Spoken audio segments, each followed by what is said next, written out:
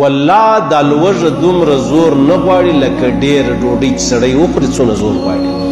کله کله موږ ته یې وږي بیا د یو چا دعوت لره واده لره ولاړ سو بیا دومره ډوډۍ وخورو چې له ځانه مې کرکه کېږي له ځانه مې بد کېږي احسا مې بندېږي قدمونه نسو اخیستلی کښېنستلی نسو پرېوتلی نسو خوا مې ډکه ډکه کېږي. ګوره خبره دا ده چې معده خالي دا به صحتمند دي.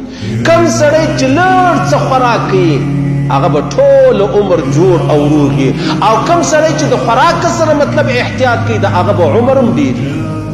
زموږ نسان غټ سي خېټې مې غټې سي بیا حکیم لره راسو ډاکټر لره راسو ته یو داسې دوا راکړه چې زما وزن کم سي.